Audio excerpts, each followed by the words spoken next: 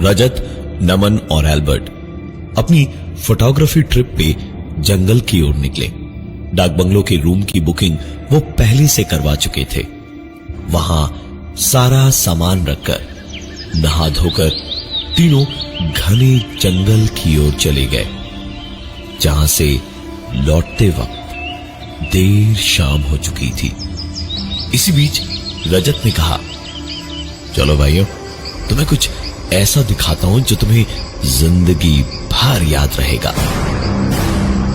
इतना कहके रजत ने वहीं पड़ी एक लकड़ी उठाई और नीचे मिट्टी में एक बड़ा सा गोला बनाया, तकरीबन 9 फीट लंबा और चौड़ा।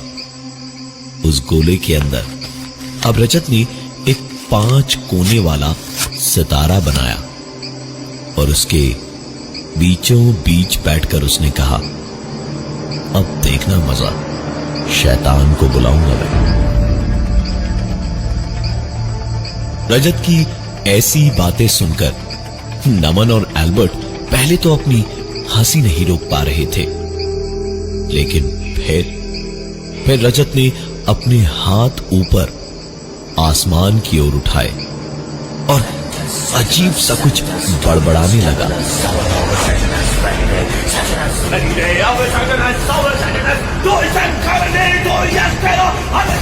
रजत देखते ही देखते थोड़ी देर में पागल सा होने लगा।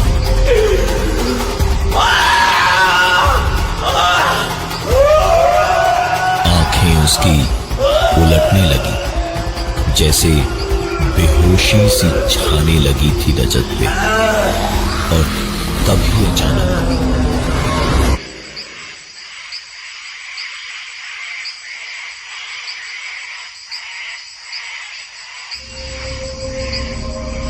रजत जैसे बैठे बैठे घुटनों के बल ही सो गया था।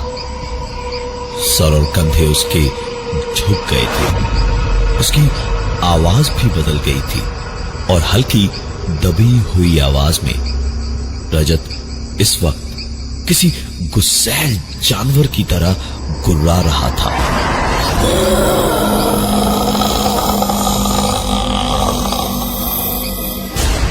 और गुर्राते गुर्राते ही सर उठाकर रजत ने नमन और एल्बर्ट को बस घूरा भर था कि दोनों घबरा गए। और नमन ने बड़ी हिम्मत से कहा, रजत भाई, तू ठीक तो है? एल्बर्ट ने भी हिम्मत की और उसने रजत से कहा, रजत भाई, चल यहां से, अंधेरा होने लगा है, कुछ देर बाद कुछ भी दिखाई नहीं देगा यहां पर, चल उठ। रजत ने कोई जवाब नहीं दिया उन दोनों की बातों का और बस गुर्राता हुआ उठ के खड़ा हुआ।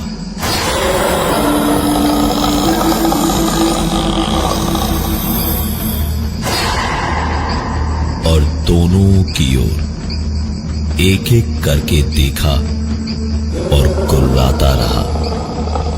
नमन और एल्बर्ट को ऐसा लग रहा था जैसे उनके बदन पे खाल के अंदर से किसी चींटियां छोड़ दी है।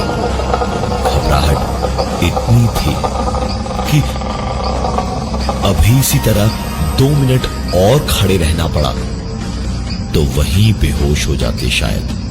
रजत उन दोनों को घूरते घूरते ही 2 कदम आगे बढ़ा और फिर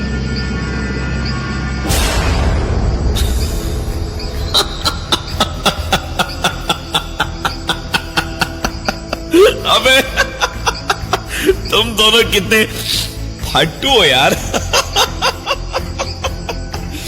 इतने से मजाक पे ऐसे, ओ माय गॉड, ऐसा बुरा हाल। चेहरे देख लो, ऐसा लगेगा जैसे किसी ने खून सोख लिया है बदन से। अरे मजाक कर रहा था यार, चलो यहां से। ऐसे मजाक की उम्मीद किसी को भी नहीं थी, इसलिए दोनों थोड़े घबरा से गए थे। लेकिन रजत ने तो मजाक ही किया था, उसे क्या फर्क पड़ना था। दोनों को खींचकर ले जाने लगा वापस गेस्ट हाउस की तरफ। और गेस्ट हाउस की तरफ जाते जाते एल्बर्ट ने बस यूं ही पीछे मुड़कर एक पल को देखा तो एक बार हेड से खाल के अंदर से चींटियां रेंगने जैसा महसूस होने लगा, क्योंकि वो 9 फीट का गोला और उसके अंदर बने 5 कोने वाले सितारे जिन लकीरों से बने थे, उसमें आग जल रही थी। एल्बर्ट ने बोलना चाहा, लेकिन रजत ने एक न सुनी। रूम में ले गया और पहुंचते ही खाना भी ऑर्डर किया। एल्बर्ट के दिमाग में वही घूम रहा था। वो सीधा कमरे की खिड़की पर पहुंचा और पर्दा हटाकर बाहर झांकने लगा। तो जो दिखा वो देख के उसे समझ नहीं आया कि खुश हो या डरे, क्योंकि सामने थोड़ी दूरी पर वो गोला और वो सितारा दोनों दिख रहे थे, पर उसमें आग नहीं थी इस वक्त।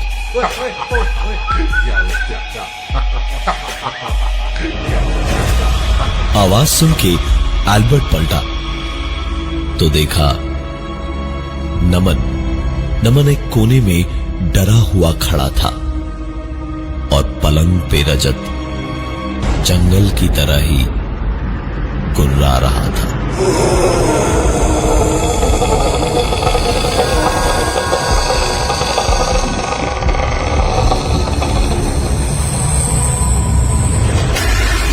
रजत एक बार फिर वैसे ही जंगल की तरह आंखें उल्टी किए हुए गुर्रा रहा था। नमन ने एल्बर्ट को देखा और फिर हंसते हुए रजत से कहा, अबे ओ शैतान के नाना है, चल बहुत हुआ तेरा मजाक, हर बार नहीं फंसने वाले हम, समझा। वैसे तू अगर बोले तो तेरे शैतान के लिए हाँ 1 प्लेट चावल बोल दूं।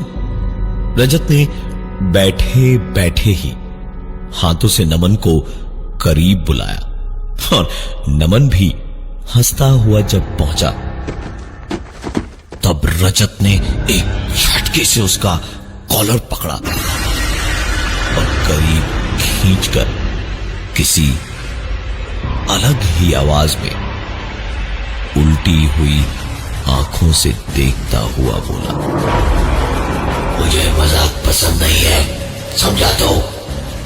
तुम्हें तीनों ने बुलाया था मुझे, अब आया हूं तो मजाक लग रहा है। एल्बर्ट और नमन को लगा कि रजत फिर मजाक कर रहा है, लेकिन ये देखने के बाद और कुछ देखना बाकी नहीं रह गया था। एल्बर्ट ने नमन को रजत के हाथों से खींच के अलग किया और वहां से लेकर बाहर भागा। दोनों 10 से 15 सेकंड में ही डाक बंगलों के बाहर थे और मन ही मन बस दुआ कर रहे थे कि जिंदा बचकर निकल पाए। दौड़ते दौड़ते ही दोनों पलटे और डाक बंगलों की ओर देखा तो पाया कि रजत खिड़की पे खड़ा चीख रहा था, भाई बचाओ, भाई बचाओ, मुझे बचा लो, मुझे बचा लो, भाई मुझे बचाओ। और खिड़की अपने आप बंद हो गई। रजत कांच पर हाथ मारता रहा। नमन और एल्बर्ट वापस डाक बंगलों की ओर अपने दोस्त रजत को बचाने के लिए भागे और भागकर जब कमरे में घुसे तो कमरे में रजत कहीं नहीं था। बाथरूम देखा, रजत वहां भी नहीं था। इधर उधर हर जगह छान मारा, लेकिन रजत कहीं दिखाई नहीं दिया।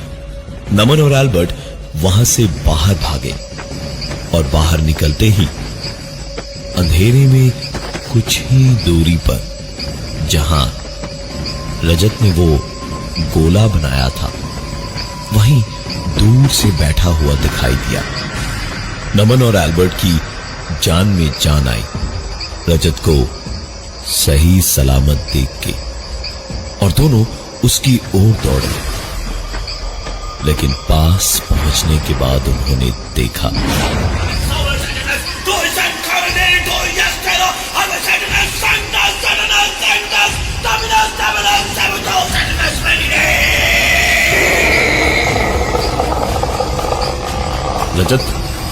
रजत उठ, चल भाग यहां से, रजत भाग यहां से।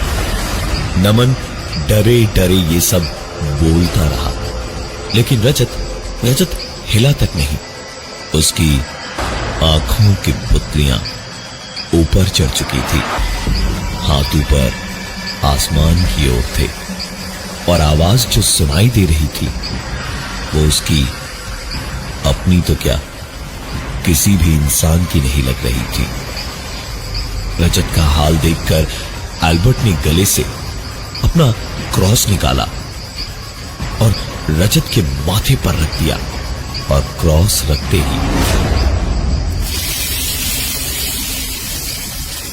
रजत का माथा आग में किसी पत्ते की तरह झुलसने लगा, और एल्बर्ट ने गुस्से में कहा, तुम जो भी हो रजत को छोड़ दो, चले जाओ यहां से, चले जाओ यहां से। I command you to leave. I command you to leave this body.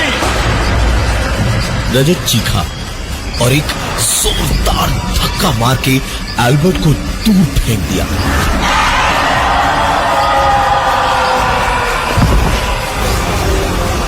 नमन और एल्बर्ट फटी आंखों से रजत को देखे जा रहे थे। वो क्रॉस अभी भी रजत के माथे से चिपका हुआ था। रजत ने नमन और एल्बर्ट को देखा और हंसते हुए कहा,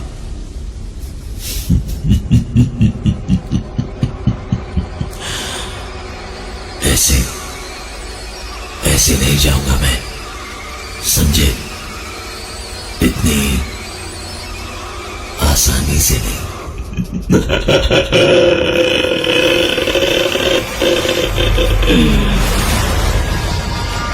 रजत ने अपनी पॉकेट से एक ब्लेड निकाला।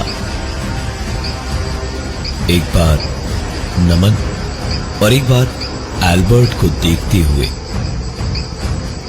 रजत ने ब्लेड कलाई से लेकर कंधे तक उस ब्लेड से अपना पूरा शरीर चीर डाला और कहा, ऐसे नहीं जाऊंगा मैं, समझे? इतनी आसानी से नहीं।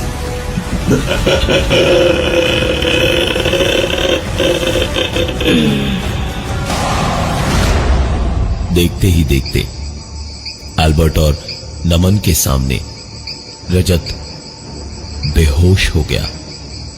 नमन ने अपना रुमाल निकाल के जहां तक रजत ने अपना हाथ चीरा था उसके ठीक ऊपर कसके बांध दिया ताकि खून रुक जाए, और उसे उठाकर वापस डाक बंगलो के कमरे में ले गए।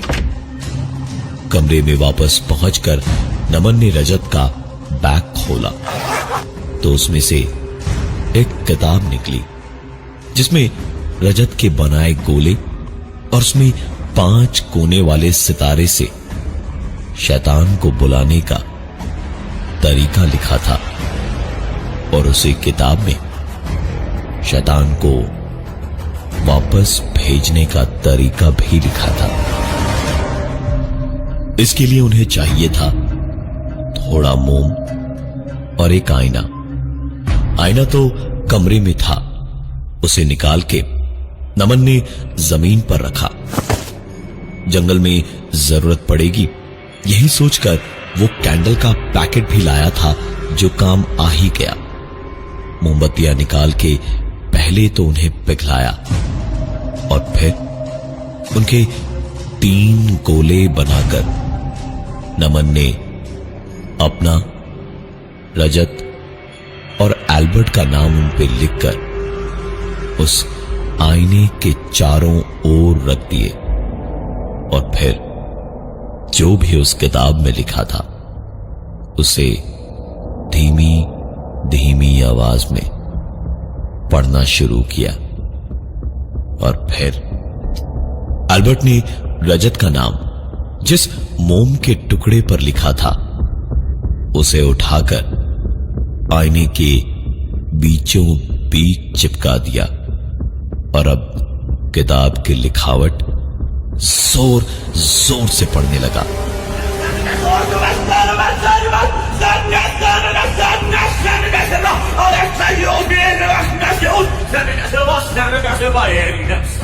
एल्बर्ट आंखें बंद किए हुए अपने सर को ऊपर करके रजत बच जाए बस इसी उम्मीद पे बोलता चला जा रहा था।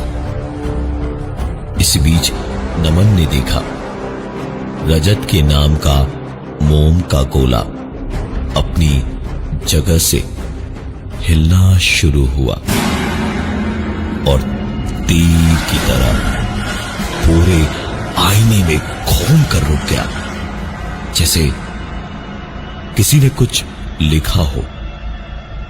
एल्बर्ट ने ऐसा होने पर उसे रोक के इशारा करने को कहा था और उसने वैसा ही किया। किताब में लिखा था ऐसा होने पर 1 बूंद खून उस आईने पे गिराया जाए जहां भी मोम लगी हो। एल्बर्ट ने डरते हुए अपनी उंगली में एक सुई चुभोई और 1 बूंद खून उस आईने पर वहीं गिराया जहां वो मोम घिसा हुआ था और वो 1 बूंद खून स्याही की तरह पूरी मोम की लिखावट पे फैलता चला गया। आईने पर लिखा था, क्या चाहते हो मुझसे तुम लोग।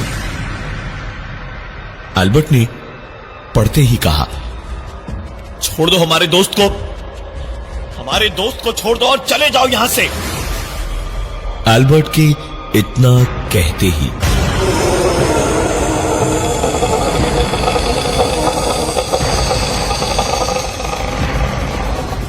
रजत एक बार फिर उठ के बैठ गया और गुर्राने लगा। एल्बर्ट दोबारा चिल्लाया, छोड़ दो हमारे दोस्त को, चले जाओ यहां से। इस पर रजत एल्बर्ट के पीछे बैठे बैठे ही उसी अजीब सी आवाज में बोला, चला जाऊंगा लेकिन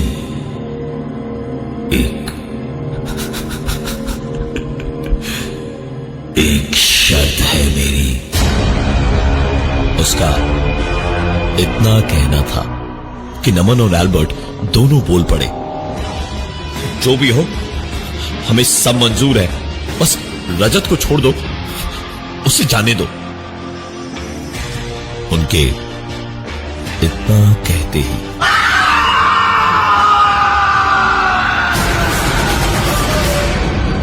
रजत के गले से एक भयानक दर्द भरी तेज चीख पूरे जंगल में गूंजी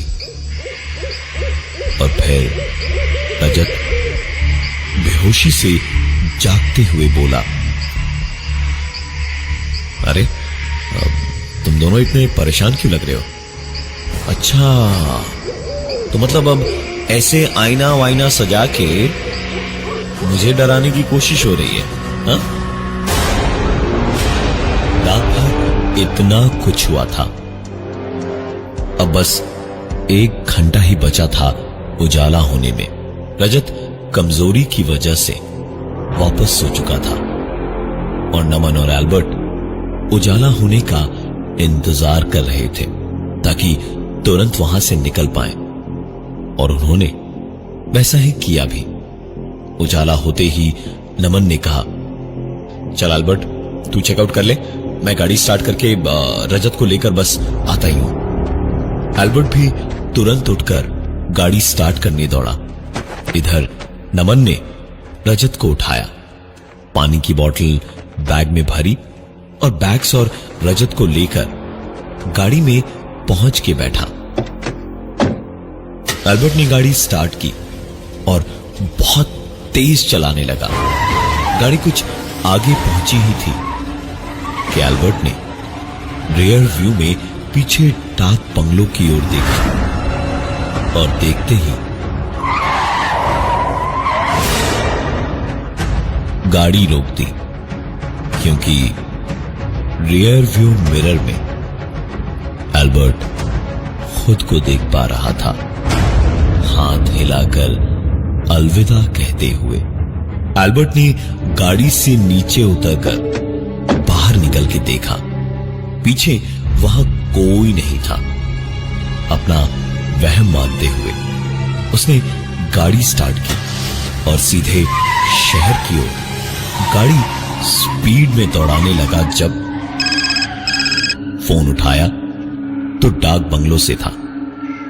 उधर से एक आवाज ने पूरी बात बताई। सर, वो मैं डाक बंगलों से बोल रहा था। आप लोगों ने अभी अभी चेकआउट किया, पर आप लोग अपना कैमरा और फोटोग्राफी का सामान वाला बैग यहीं भूल गए हैं। ये सुनकर अल्बर्ट अपनी किस्मत पर रोता हुआ माथा पीटता रह गया।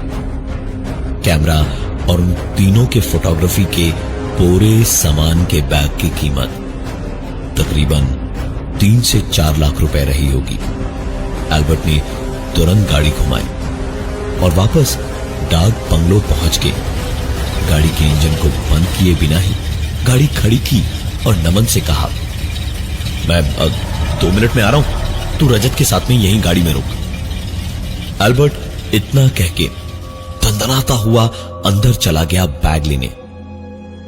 नमन बैठा रहा। रजत इतना थका हुआ था कि वो गाड़ी में सो चुका था। 5 मिनट हुए, फिर 10, फिर 15। उसके बाद नमन ने अल्बर्ट को फोन पे फोन किया The number you are trying to call is currently not reachable. Please try again later. Albert का फोन नहीं लगा। 2-3 बार ट्राई करके नमन ने फोन जेब में रखा और रजत को जगाया और उसे लेकर डाक बंगलों के रिसेप्शन पे पहुंचा तो अल्बर्ट कहीं दिखाई नहीं दिया। रिसेप्शन पर भी कोई नहीं दिखा। नमन और रजत उसी कमरे की ओर भागे जहां वो ठहरे थे और दरवाजे को खोलते ही दोनों को ऐसा लगा जैसे दोनों घंटों से बर्फ की सिल्ली से बंधे हुए थे। अंदर अल्बर्ट जमीन पर बैठा हुआ था, एक गोला बनाकर उसमें 5 कोनों वाला सितारा बनाकर बिल्कुल उसके बीचों बीच। अल्बर्ट की आंखों की पुतलियां ऊपर चढ़ चुकी थी, हाथ ऊपर आसमान की ओर उठाए हुए थे और एक हाथ में ब्लेड था। नमन ने इस पूरे वक्त सब कुछ देखा था। तुरंत उछलकर आईने के पास पहुंचा और किताब से पढ़ते पढ़ते अल्बर्ट का नाम वाला मोम का गोला आईने के ऊपर रख के कहा, छोड़ दो हमारे दोस्त को, चले जाओ यहां से। इस बार ना तो मोम का गोला घूमा, ना एक बूंद खून बहा और ना ही कुछ और हुआ। इस बार अल्बर्ट ने एक गहरी सांस ली और धीमे से एक बेहद भयानक मुस्कुराहट चेहरे पर लिए उसने कहा,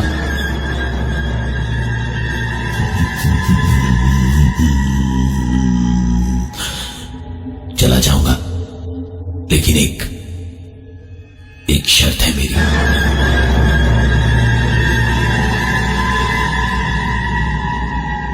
उस घटना के बाद तीनों दोस्त आज तक उस डाक बंगलो और जंगल के इर्द गिर्द ही भटकते रहते हैं। तीनों वहां से बाहर नहीं निकल पाए। क्या थी वो शर्त शैतान की, ना आपको मालूम है ना ही हमें।